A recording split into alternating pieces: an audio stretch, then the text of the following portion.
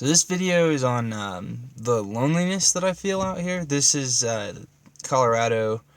This is the first time I've ever lived on my own, and something really shitty happened to me like a year and a half ago. I'll go into that in another video, or 5. But this is one of my more sadder videos, I guess. But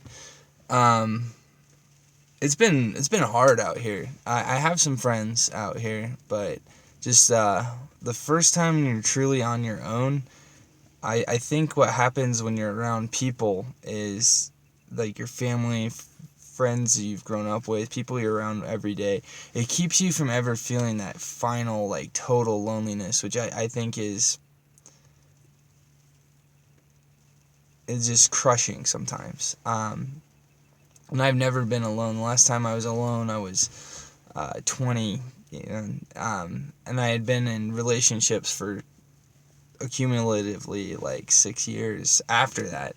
So most of my 20s, like one right after the other, and I was hiding from I didn't want to be alone with me, and they have a saying like, wherever you go, there you are. And it's true. And if you don't like yourself, then being alone is hell, and for a long time that's how it was.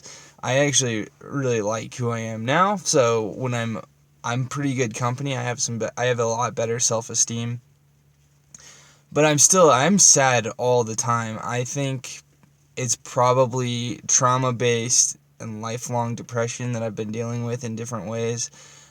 Drugs, alcohol, drugs meaning nicotine, not necessarily like heroin.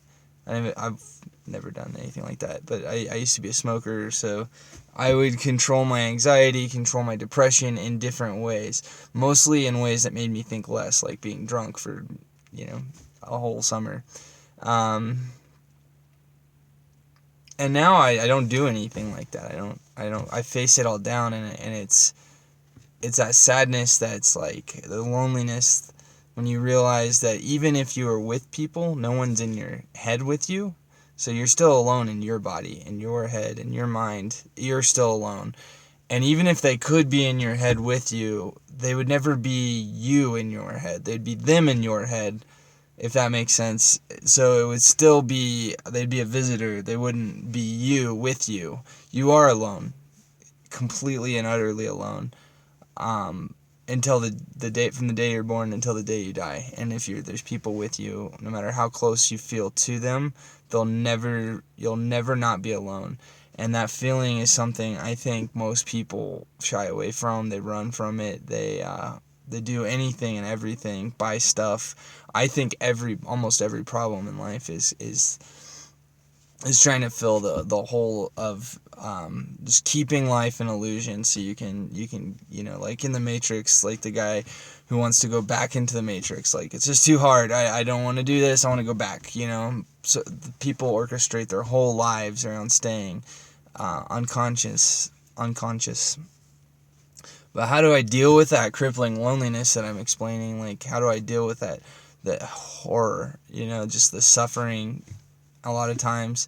And I just cry a lot, I used to never cry in movies, really. Now I can't hardly watch anything. I watched Inside Out, which is all about emotions, so they all struck a chord, and I bawled the entire movie. When the imaginary friend died, I lost it. I was like sobbing, like hard, like your body shaking, like sobbing, like a real person died.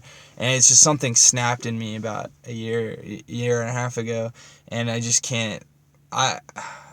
There's no filter, there's no illusion anymore, and I prefer it that way. I think that I would rather take the good with the bad, and I also think you can only appreciate the good as much as you can understand and appreciate the sadness, because it's all your subconscious is always trying to perfect you, trying to bring you back to the good, wholesome person you're supposed to be before you're corrupted, basically before you became a jaded person in the modern day. So you gotta listen to that. I've been, I have some invisible wounds I've had since childhood that make it really, really hard for me to love myself. I've always said to myself that you're okay, I'm not okay, and then I can focus on them, and they're in charge, whoever it is, whether it's someone I was dating or married to or whatever. But anyways, it's just hard, and there's no way out. There's no answer except for to face it down every day, every time, and to understand that. Yeah, right now I'm having a flashback. I've feeling abandoned. I'm feeling lost. I'm feeling like I'm gonna die, and it's just a flashback. Your feelings are just that. They're just feelings. They're spurred on not by anything except conditioning. So you have a choice, and I choose to be happy when I'm happy. I choose to enjoy it, but that sorrow is never far behind. The samurais say they have their death on their shoulder, which means they befriend it. It's there, and it's just waiting, and they look at it. They don't ignore it. They don't push it back.